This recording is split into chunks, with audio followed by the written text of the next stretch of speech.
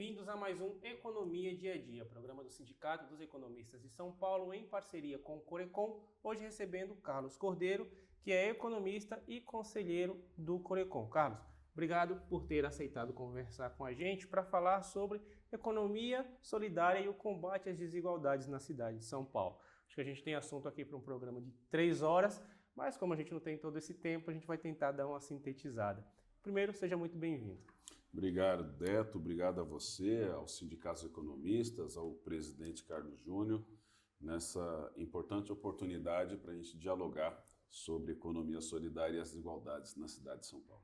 Eu queria que você desse brevemente uma definição do que é essa economia solidária. Porque, assim, toda atividade econômica, de alguma forma, em maior ou menor escala, ela desenvolve uma cadeia produtiva, a não ser que seja algo relacionado ao rentismo, etc. Assim. Então, toda atividade econômica, de alguma forma, ela é solidária. Ou não, eu estou equivocado? Não, nem toda atividade econômica ela não é solidária, não. Aliás, muito importante ter solidário depois da economia, né? Ela é uma economia muito diferente dessa que a gente está acostumado, que é uma economia capitalista, né? Uhum. A economia solidária é um modelo de economia que ela se baseia no cooperativismo, na solidariedade, né? Você tem assembleia entre os trabalhadores, né? Para dizer como é que as sobras, que não é o lucro, vão ser distribuídas, né? Ela tem uma preocupação muito grande com o meio ambiente, com a cadeia de produção, né? Então, normalmente, uma empresa, o que rege uma empresa é o lucro. Uhum. O dono da empresa vai fazer um investimento, ele olha quanto é que eu vou ganhar nisso. Então, ele não tem preocupação nem sempre com o meio ambiente, com a remuneração dos trabalhadores. A economia solidária, não, né? São os trabalhadores que são donos de todo o processo.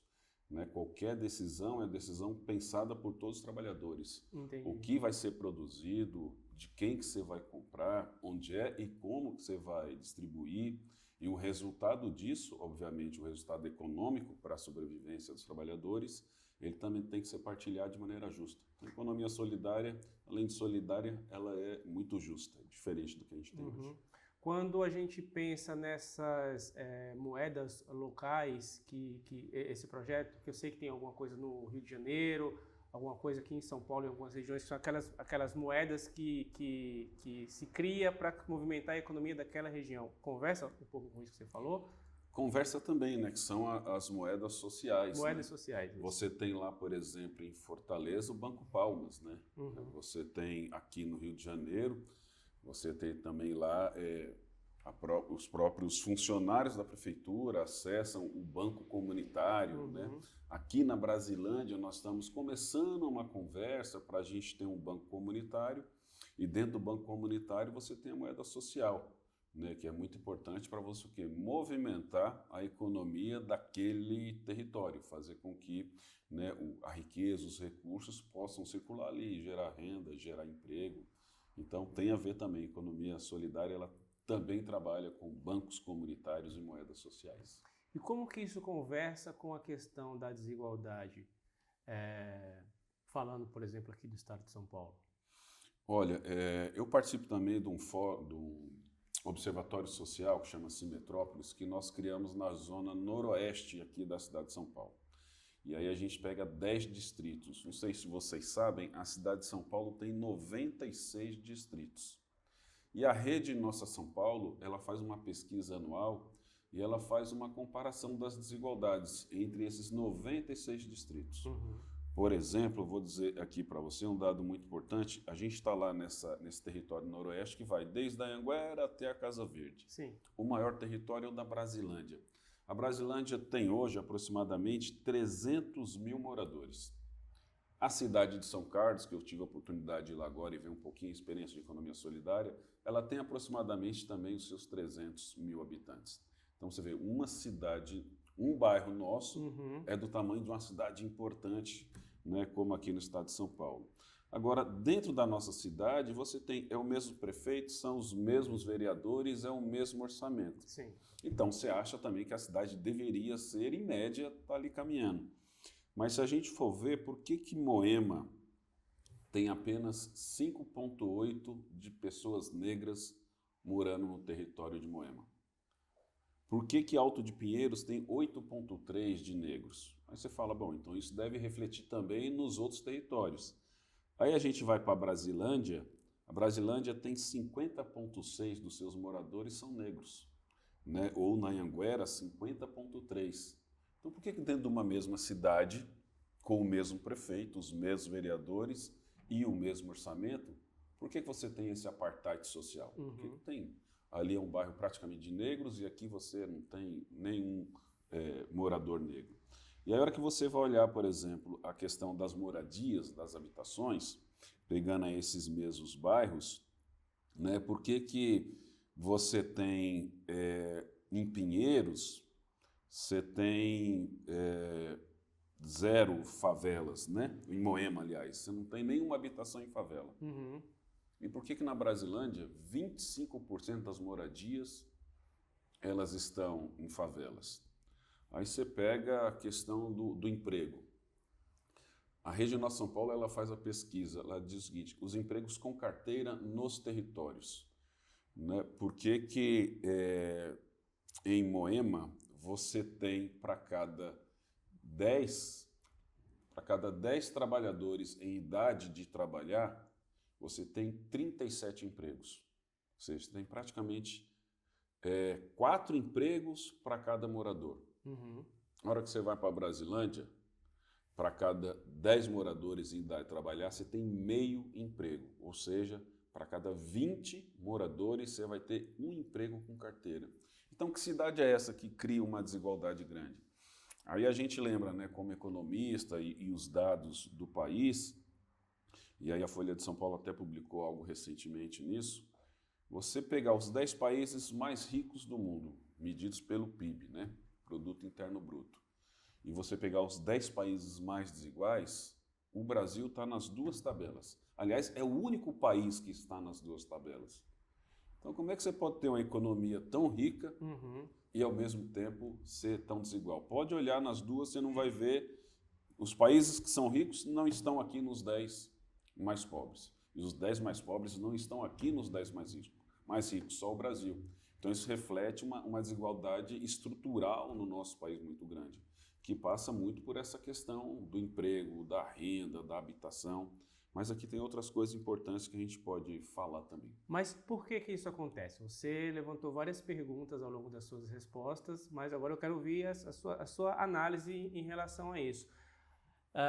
Desde sempre a gente sabe que o Brasil é um país desigual, que é um país extremamente rico, que tem potencial para ser mais desenvolvido economicamente ainda, mas desde sempre foi um país muito desigual.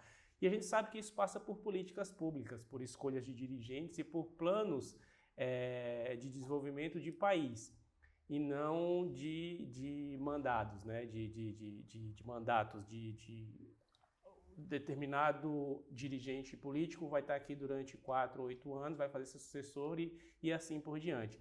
A gente fala sobre isso em relação à economia, a gente fala sobre isso muito em relação à educação. A gente tem muita gente, muita mente pensando e estudando sobre isso, apontando uma ou outra solução, mas a gente parece que está estagnado nesse processo e que não se desenvolve aí nas últimas, 4, 5 décadas. Por que isso acontece?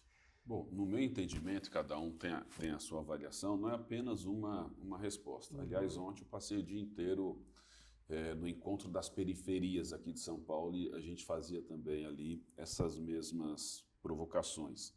Mas se você pegar, por exemplo, agora a reforma tributária que está em curso no Congresso Nacional, você tem ali todo um debate hoje apenas muito mais voltado para a simplificação de impostos.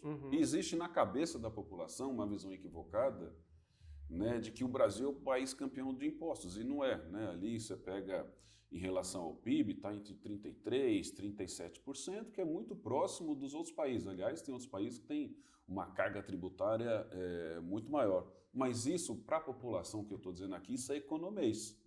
Né? A população não consegue entender. Agora eu vou te dar um bom exemplo aqui. Uma caixinha de leite que você vai comprar longa-vida na padaria ou no supermercado, ela tem um imposto ali que você paga nessa caixinha de leite. O dono do banco, o banqueiro, ele toma também leite. Pode ser que ele não vá comprar, alguém compra para ele, mas ele toma ali. Então, quanto é que ele paga de imposto numa caixinha de leite?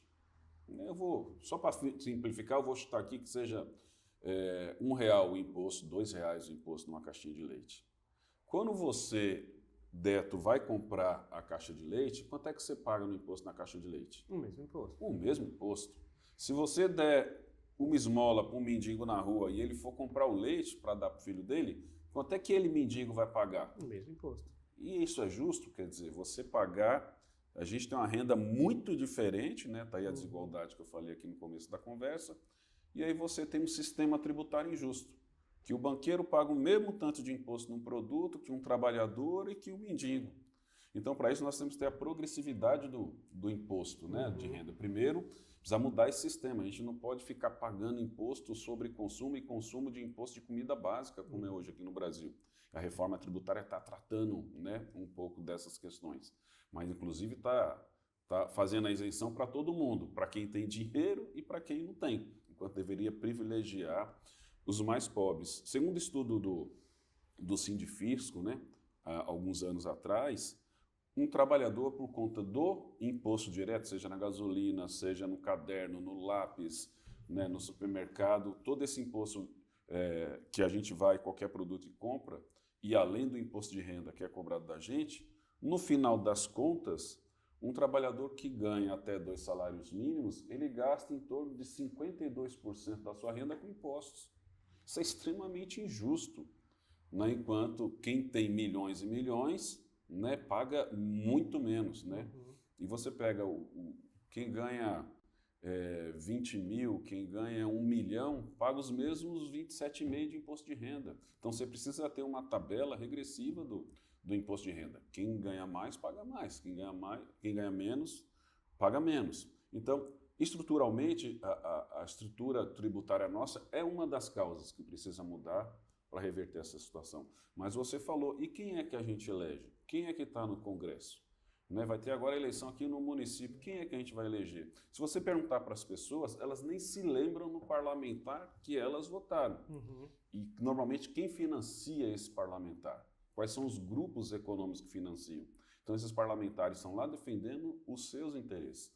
Então, lá no nosso território, na Brasilândia, na Anhanguera, nós criamos um fórum de políticas públicas. Então, nós criamos um grupo agora só para discutir educação, um grupo só para discutir a saúde, outro grupo só para discutir a cultura, e nós tiramos 2 prioridades dentre essas, que é de você fazer um curso para as lideranças, para elas entenderem o orçamento público e disputar esse orçamento público. A gente não quer só que tenha transparência, que a prefeitura mostre no site, no cartaz, onde é que ela está gastando. Não, eu quero saber qual que é a agenda tributária do orçamento, como é que eu me aproprio dela, né? Como é que eu falo que eu não quero asfalto e eu quero moradia na minha região? Então, eu preciso estar articulado, né, com esses movimentos sociais, e tem muito movimento social fazendo a resistência, fazendo a coisa certa, mas eles estão muito divididos. Então, acho que a gente precisa agora criar uma rede para que a gente possa disputar o orçamento público para fazer com que as políticas públicas cheguem para todo mundo e não só para alguns. Você percebe a população dessas regiões mais periféricas, ela está se politizando mais, ela está mais interessada nessas questões políticas e econômicas? Você vem percebendo essa mudança ao longo desse seu período de análise ou não? Ainda é muito superficial nesse sentido? Olha, existe muita criminalização da política, né? Na hora que você fala de política, parece um negócio sujo, né? Que não pode se meter, que é a corrupção, e não. Né? A política, né, vem lá de Polis, é a arte de você administrar, gerir uma cidade. E o quanto é importante para mim, a juventude, ela está inserida dentro da política. Se eu pegar aqui dentro dessa pesquisa o número de jovens que você tem no Alto de Pinheiros, por exemplo, ali você tem 20, 25% da população jovem. Na Anhanguera, na Cachoeirinha, na Brasilândia, 50% da população é população jovem. E aí você vê que tipo de política pública tem para essa juventude. Aí pega as mulheres que estão grávidas, né? A pesquisa mostra isso por território. Quantas mulheres estão grávidas e dessas, quantas são abaixo de 20 anos, que a gente classifica como gravidez na adolescência. Nesses bairros onde você tem orçamento onde você tem educação melhor, isso chega a 0,5% das mulheres que estão grávidas são adolescentes. Lá na nossa periferia chega a 11%, 12%. Por quê? Porque você não tem uma política pública de saúde, os espaços de cultura estão todos sucateados, você não tem espaço para essa juventude dialogar sobre as suas necessidades. E aí, quando você ainda vai falar de política, você fala que todo político é desse jeito. Minha mãe falava uma coisa, minha mãe falava o seguinte: meu filho, todo político calça 40. E eu sempre discordei dela. Olha que minha mãe foi uma militante pastoral, pastoral da mulher, né, pastoral dos imigrantes, mas no comecinho, lá quando ela vinha, ela tinha essa impressão. E não, a gente precisa saber que existem gente séria, existem pessoas boas. Agora, o nosso Congresso, as nossas câmaras municipais, elas não refletem a nossa diversidade. Então, se a nossa metade da população é negra, quantos negros tem no nosso parlamento? Se metade da nossa população são mulheres, quantas mulheres tem no nosso parlamento? Se boa parte da nossa população é jovem, por que você não tem jovem no nosso parlamento? Então, acho que nós estamos num processo de crescimento, e eu tenho esperança e acredito.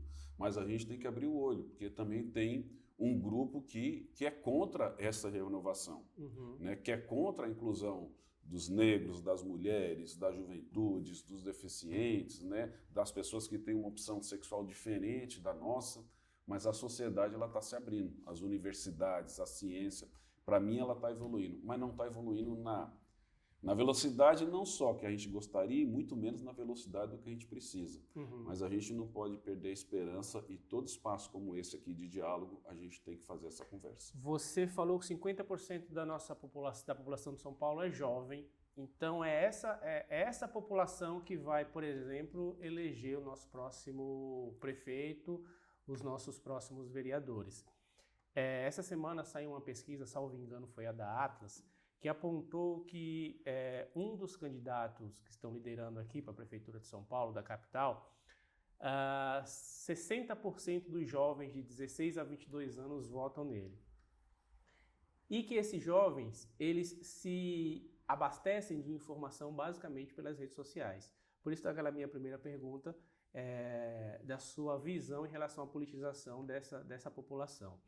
O quão é preocupante que 50% dos nossos jovens que decidem a eleição no final esteja se informando só através desses meios de rede social. Quanto que isso contribui para a não mudança de todas essas questões que você citou na sua resposta anterior?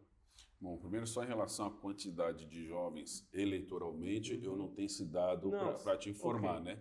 Mas estou dizendo que na periferia, lá, você tem 50% de jovens, e que tem um grande peso na eleição na nossa região. E, obviamente, que se você não tem um espelho da sociedade no parlamento, é porque essas pessoas não estão votando naqueles que os representam. Estão votando no outro representante, né, que não é aquele da sua classe social, não é aquele da sua raça, não é aquele com quem você comunga aquelas ideias. Agora, a internet, ela é um sistema hoje que a gente conhece muito pouco, a minha geração, inclusive, menos ainda. E a juventude hoje, ela está dentro desse espaço. E tem as coisas boas também que tem na internet, que a gente precisa aprender, né? A dialogar, a pesquisar, mas os jovens sabem muito mais do que a gente. Agora, eu não culparia a juventude, né, e nem as pessoas por votarem errado. E mesmo, eu acho que a gente vive muito nessa questão. Ao invés da gente ampliar o diálogo com as pessoas, né, e ouvi-las, né, por que você pensa diferente de mim? E eu poder falar e você também poder ouvir o que eu penso, isso faz com que a gente vai saindo um pouco das nossas zonas de conforto, vai abrindo a nossa cabeça, a nossa mente, a nossa cultura. E eu acho que a gente tem que trazer a juventude para caminhar com a gente, ou melhor, a gente tem que caminhar junto com essa juventude. E para caminhar com ela, eu preciso escutar ela. Primeiro, esse meu linguajar aqui, o jovem nem escuta, não é? Porque não é a língua dele.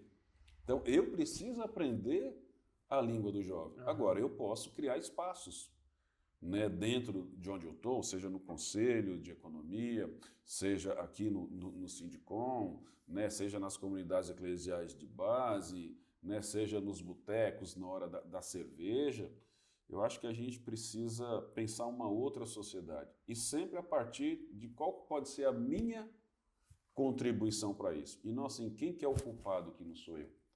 Então, eu acho que a gente precisa chamar os jovens, né? Até uma sugestão que eu dou aqui para você, para o Carlos Júnior, por que não trazer, né, um jovem, né, que tenha todas essas características? Aliás, não são jovens. Sim, claro. Fazer uma roda de conversa com a juventude aqui e vamos ouvir deles o que é que eles pensam, né? E para junto com eles a gente achar caminhos para mudar essa realidade, porque eu acho que a maioria de nós estamos errando.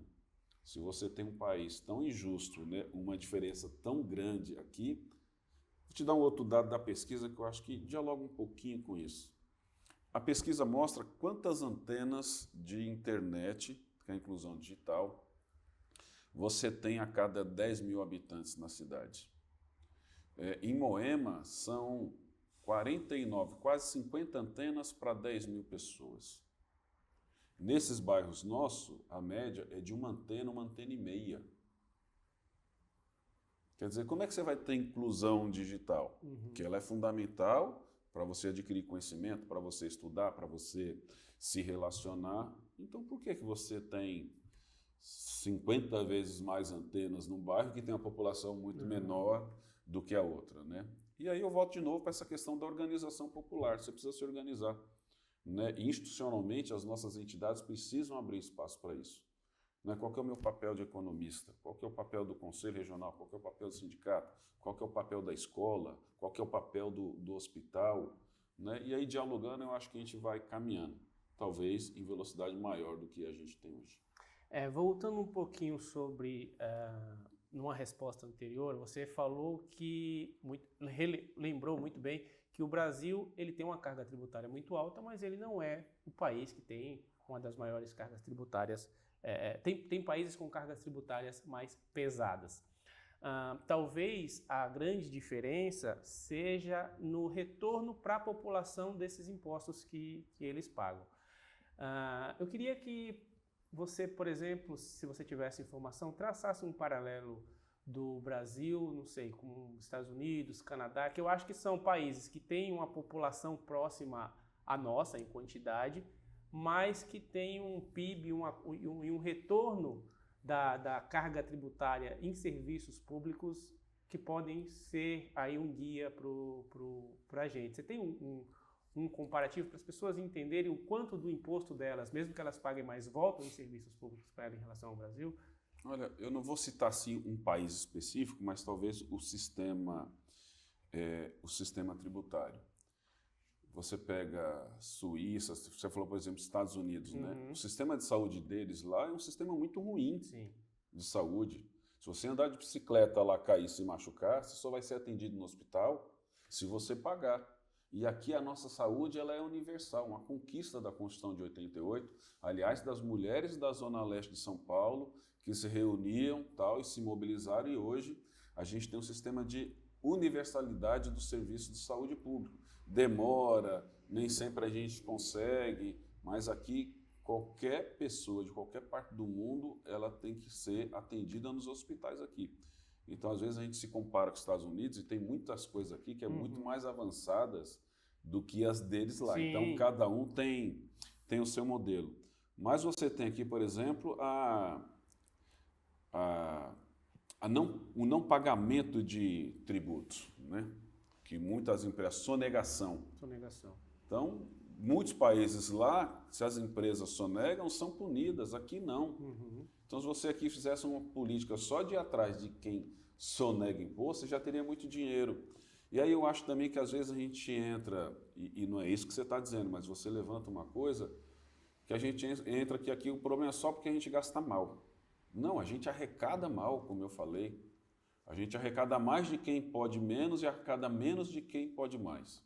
A gente não cobra de quem sonega, né? Quantos empresários estão presos porque estão sonegando impostos? Quantos trabalhadores deixaram de ter a sua aposentadoria porque a empresa recolheu do trabalhador e não depositou? Né? Então você tem, de fato, um grupo de pessoas na sociedade que não querem pagar imposto. Mas eu volto aqui, A prioridade que nós tiramos no nosso território, na periferia, é nós temos que nos apropriar do que são os impostos, como é que eles são arrecadados e como é que eles podem ser gastos, né? E aí tem países, né, que têm uma carga tributária muito maior do que a nossa, que faz essa lição melhor. Ele arrecada melhor, o sistema é muito mais justo na arrecadação, ele tem muito mais participação popular. Aqui a gente falava muito de orçamento participativo. Onde você tem hoje orçamento participativo? Então hoje são os grandes grupos econômicos que determinam, né, aonde que isso vai ser aplicado. Então qualquer país que tenha uma questão tributária e fiscal melhor que a nossa, é porque ele tem isso. Ele é mais justo na arrecadação, ele tem uma participação da sociedade civil no orçamento, né? E ele tem uma fiscalização sobre quem paga. Do ponto de vista federal, a gente tem muita reclamação dos dirigentes, em especial do Poder Executivo, independente de quem esteja lá no comando, de que a gente tem o nosso orçamento é muito amarrado. O Brasil tem muito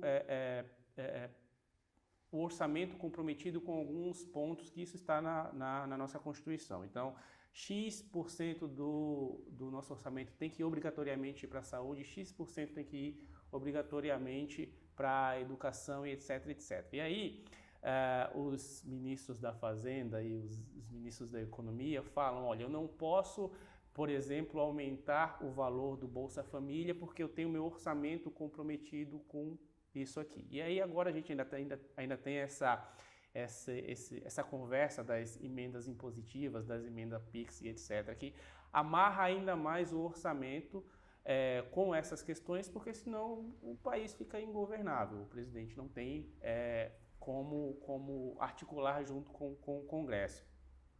A minha pergunta é, ter o orçamento comprometido com essas questões-chave, saúde, educação, infraestrutura, isso é bom ou isso é ruim, do seu ponto de vista?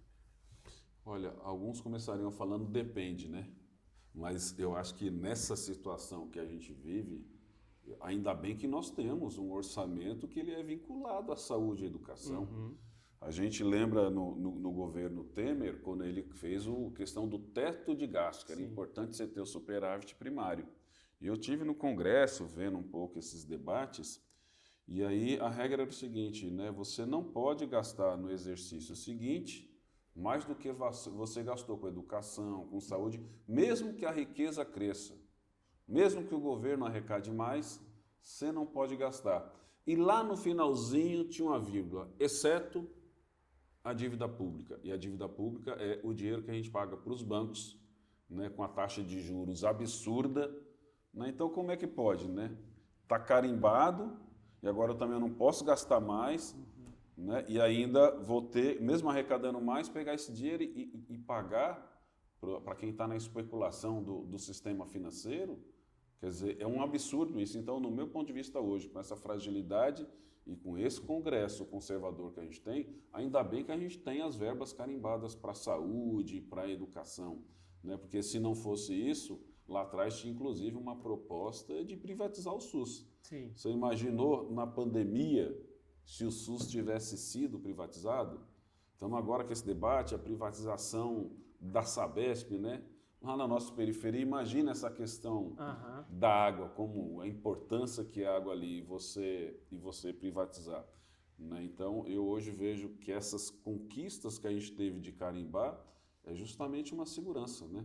Para que pelo menos o mínimo ainda venha, principalmente para a educação e para a saúde. Então, respondendo a sua pergunta, nesta conjuntura eu não tenho dúvida que é fundamental. Cita para a gente alguns exemplos bem-sucedidos de projetos que surgiram baseados aí nessa economia solidária e que a gente pode falar para as pessoas, para que elas possam descobrir um pouco mais e quem sabe desenvolver o seu próprio projeto ou algo do gênero. Boa. Você tem um grande exemplo que é a Uniforja. Se não me falha o nome era Conforja, né? Era uma metalúrgica lá do ABC, que ela estava falindo, né? Acabou, não tinha dinheiro para pagar os trabalhadores, não tinha dinheiro para fazer mais nada. E aí os trabalhadores se reuniram, viram aquela situação, fizeram assembleia, conversaram e falaram, escuta, já que nós somos os maiores prejudicados aqui, por que a gente não assume essa empresa? Vamos comprar essa empresa. Né? Então, uma das características, né, dos pontos fortes da economia solidária é a autogestão.